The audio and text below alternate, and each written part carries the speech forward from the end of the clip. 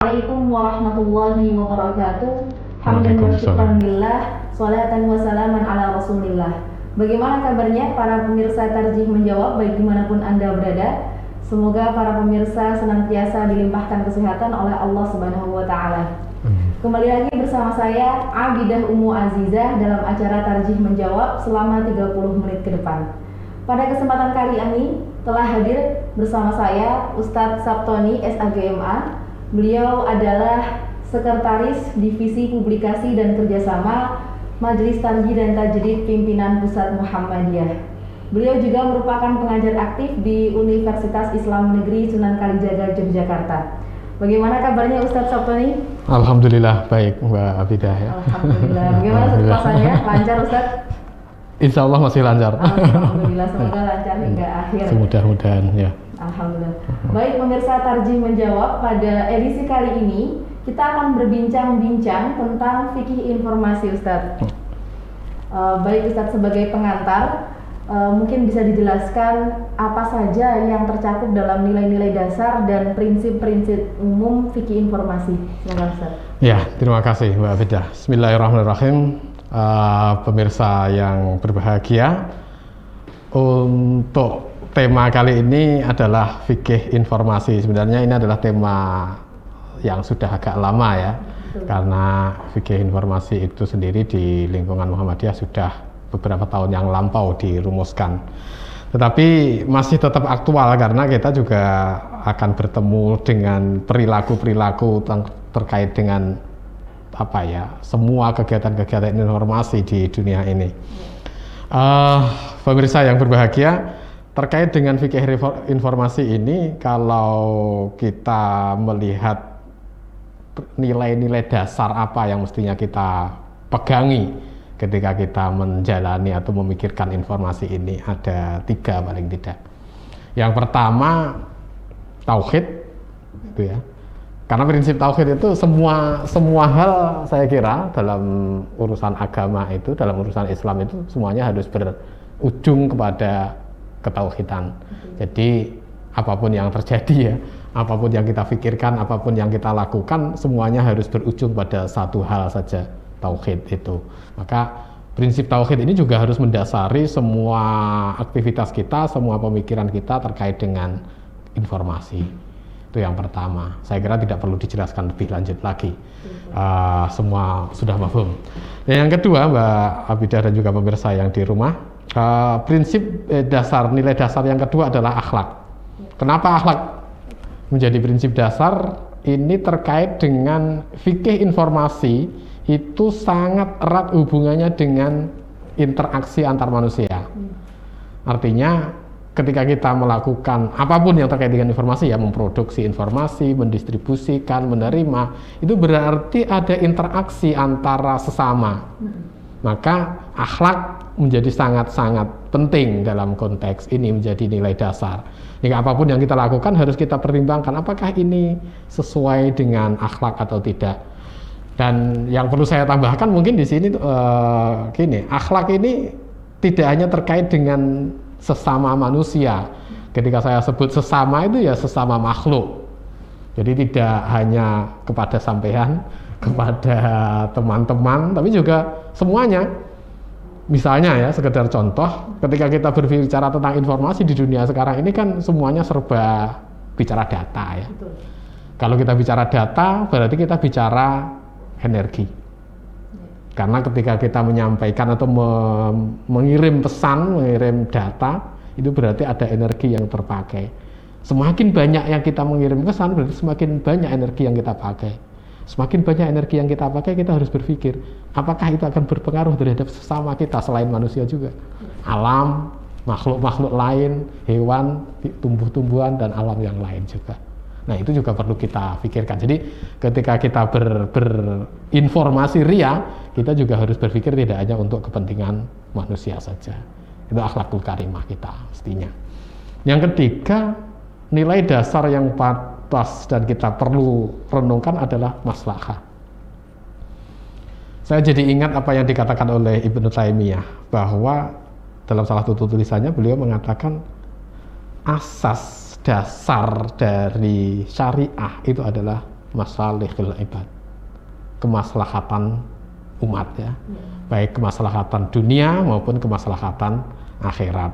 Sehingga ini menjadi penting sekali ketika kita bicara informasi ini, apalagi di era yang sekarang ini, ketika orang berkomunikasi, bertukar informasi, mengambil informasi, membagikan informasi, apakah kemaslahatan itu kita pertimbangkan.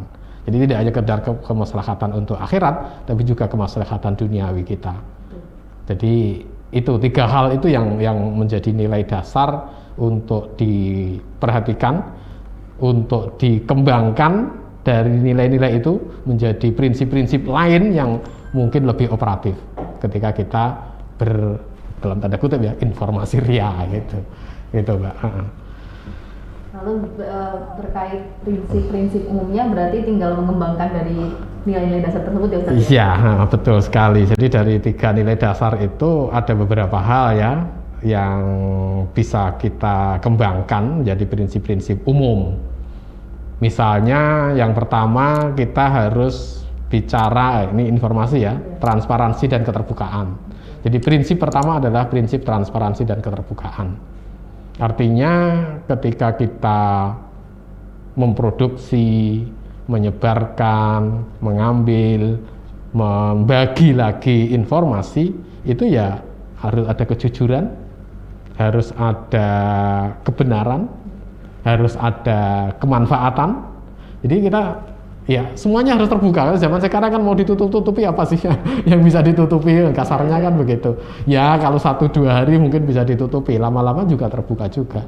Jangankan informasi-informasi yang biasa-biasa saja, yang rahasia-rahasia saja ya WikiLeaks gitu juga terungkap juga entah berapa tahun yang akan datang. Artinya keterbukaan itu menjadi hal yang perlu dan sangat-sangat kita perhatikan. Artinya ya harus jujur berarti kan, yang namanya terbuka. Kalau tidak jujur ya akhirnya malu juga di akhirnya. Itu prinsip yang pertama. Baik Ustaz, mungkin kita break sejenak. Para pemirsa, Tarjih Menjawab akan kembali lagi setelah pesan-pesan yang berikut ini. Kembali lagi di acara Tarjih Menjawab, masih bersama kita Ustadz Sabtoni dengan terkait tema fikih informasi. Kita lanjutkan perbincangan kita Ustadz. Ada pertanyaan berikutnya Ustadz terkait larangan dalam Islam untuk ghibah, namimah ataupun juga mencari-cari aib saudara dan juga mencari-cari kesalahan baik yang sifatnya individual ataupun kelompok. Lalu pertanyaannya, bagaimana Ustadz profesi wartawan yang sejatinya mereka seringkali fokus dengan sisi-sisi faktual? Apakah kemudian profesi tersebut melanggar daripada ketentuan-ketentuan syariat? Monggo Ustaz. Iya, agak repot juga ya kalau jadi wartawan kemudian dianggap menghibah ya. Ini ya Mbak Abida juga pemirsa yang di rumah, terkait dengan profesi wartawan itu sebenarnya kan ada etika yang harus mereka pegangi ya. Kalau paling tidak ada sebuah praduga tak bersalah, asas praduga tak bersalah dalam profesi kewartawanan itu, profesi jurnalistik itu. Artinya ketika seorang wartawan mengungkap fakta-fakta yang dalam tanda kutip menunjukkan keburukan-keburukan, itu sebenarnya juga harus diimbangi dengan informasi-informasi lain yang itu tidak semata-mata menjelek-jelekkan orang. Jadi misalnya asas praduga tak bersalah itu kan harus menghilangkan nama orang. Tapi kalau zaman sekarang kan kayaknya prinsip-prinsip seperti itu sudah terlupakan itu masyarakat itu. Tapi sebenarnya itu harusnya iya. Artinya ketika seorang wartawan itu mengabarkan tentang sebuah tindakan yang tidak baik, itu belum tentu si pelakunya salah. Karena si pelaku belum tentu salah, maka namanya harus disamarkan. Itu yang pertama. Yang kedua, selain itu wartawan mempunyai kewajiban istilahnya cover both sides ya. Itu terkait dengan prinsip bahwa dalam fikih informasi, prinsip informasi yang seimbang. Artinya ketika kita mencari berita, mendengar berita atau menyampaikan berita pun kita harus mencari sumber lain sebagai pembanding. Kalau memang dari segala perbandingan dari semua sumber informasi itu sudah di cross check kesimpulannya tetap seperti itu, ya itu adalah fakta.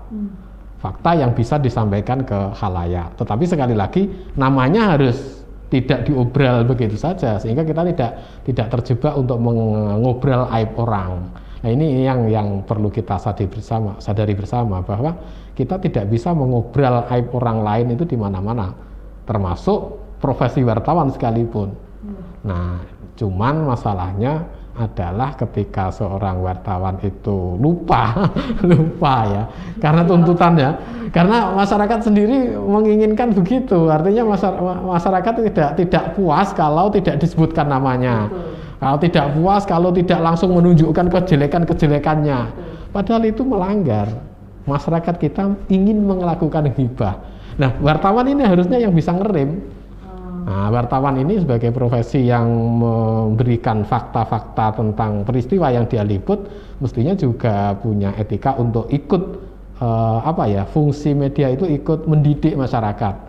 Kalau semua media itu mengikuti prinsip-prinsip jurnalistik yang sudah disepakati bersama itu, saya kira masyarakat lama-lama juga akan terdidik juga. Tapi kalau wartawannya ikut-ikutan selera masyarakat, ya sudah, fungsi pendidikan dari media akan hilang gitu. Nah, gitu. Jadi dalam dunia jurnalis ini tidak ada yang namanya prinsip transparansi ya Ustadz ya. Kalau untuk itu dikesampingkan dulu ya Ustadz ya. Iya. Dampaknya lebih panjang. Iya.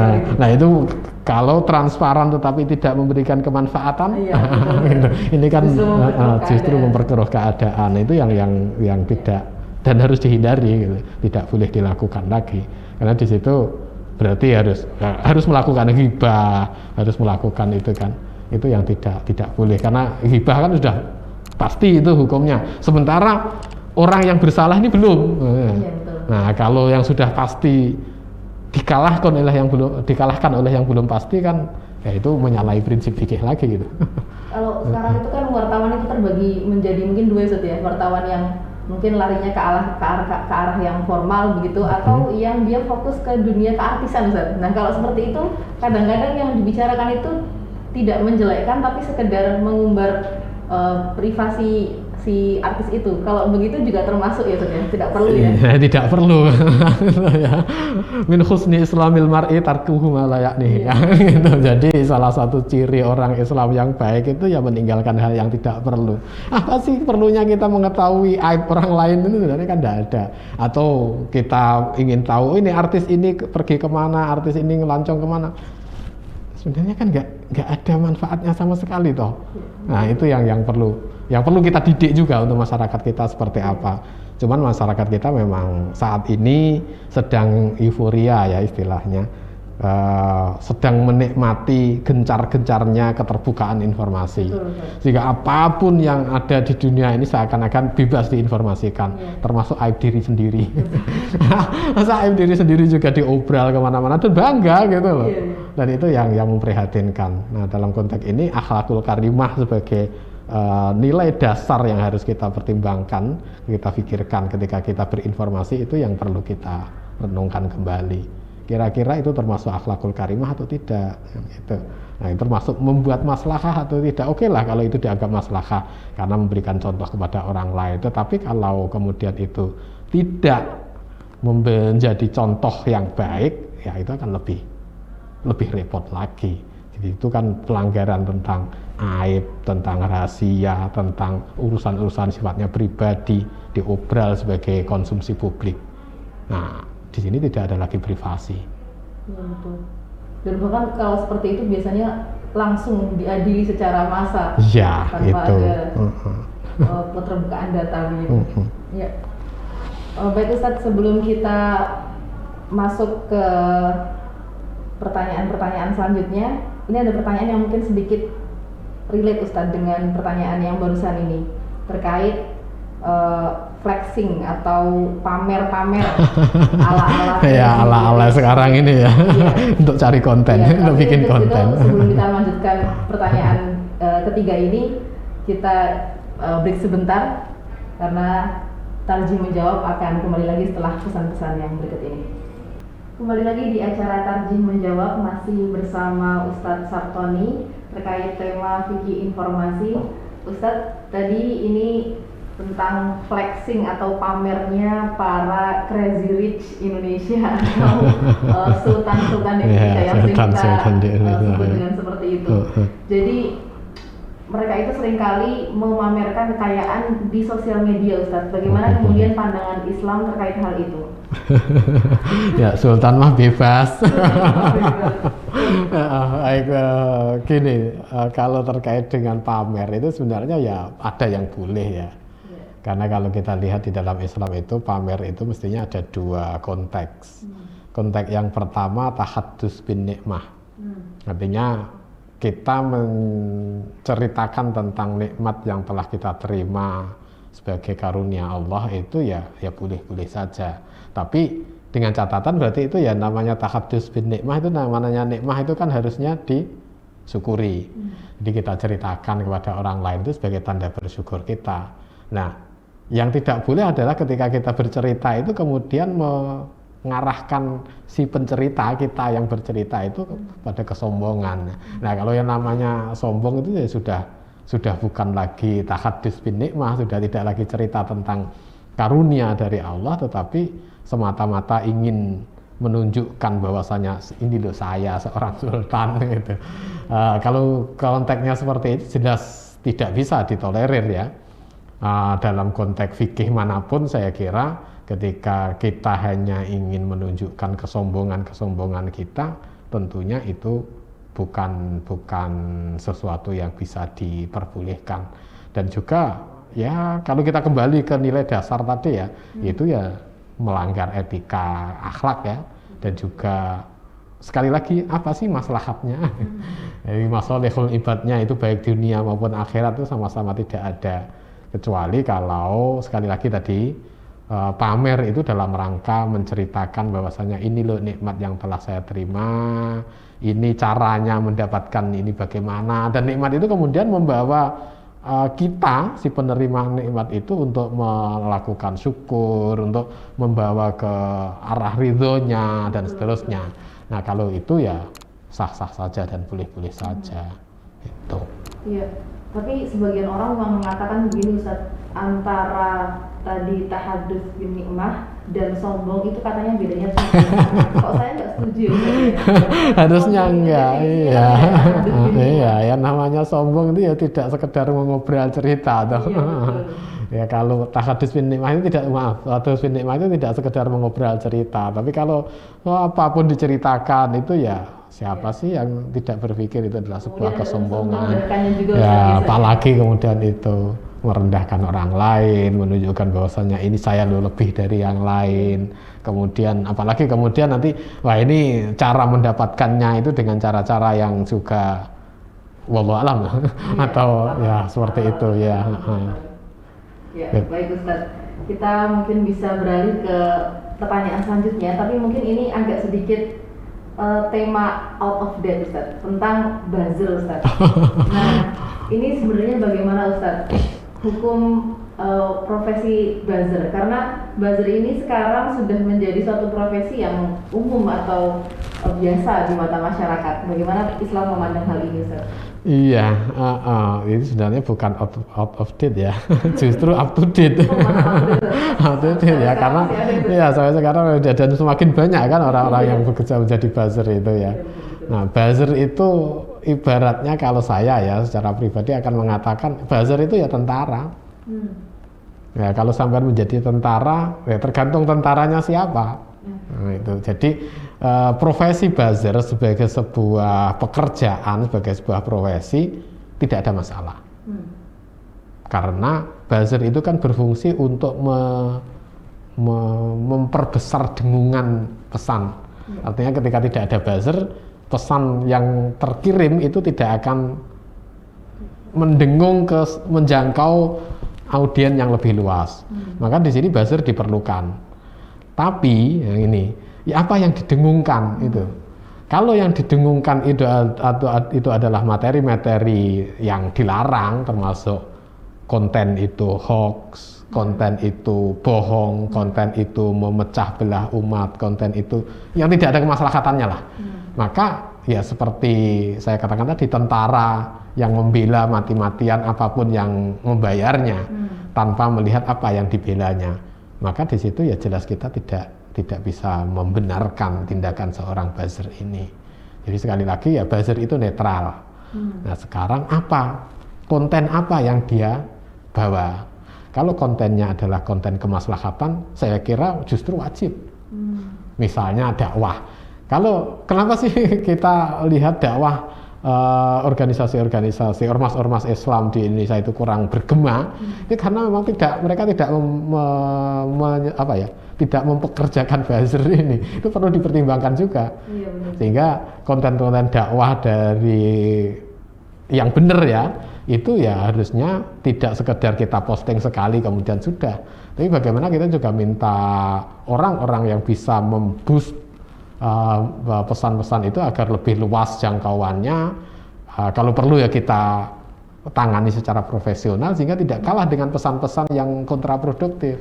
Nah, maka di sini buzzer menjadi sesuatu yang mungkin berpahala. Tuh, iya. Ya, tapi sekalipun itu konten dakwah, nggak jarang Ustaz, para netizen itu malah mengomentari dengan jangan mengirim opini, begitu. Nah, kalau terkait dengan itu kan terkait dengan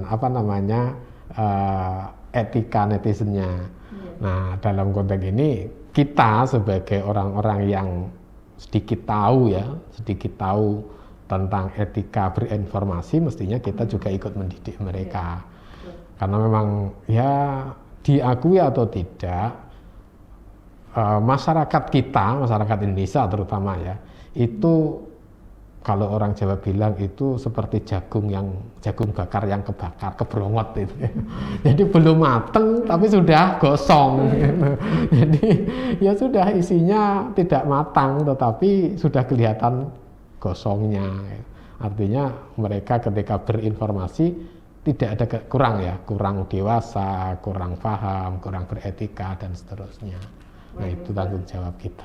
Kiranya ini sungguh perbincangan yang menarik ya Ustaz ya. Mudah-mudahan. Iya, semoga ini bermanfaat untuk kita semuanya. Itulah pemirsa perbincangan antara saya dengan Ustaz Sartoni terkait fikih informasi. Semoga tema kali ini bermanfaat untuk pemirsa semuanya yang saat ini sedang menjalankan ibadah puasa. Pemirsa yang berbahagia, jangan lupa untuk selalu menyaksikan tayangan Tarjih Menjawab di TV Mung setiap hari selama bulan Ramadan ini. Saya akhirnya Abidah Aziza dan kru yang bertugas pamit undur diri. Wassalamualaikum warahmatullahi wabarakatuh. Waalaikumsalam warahmatullahi wabarakatuh.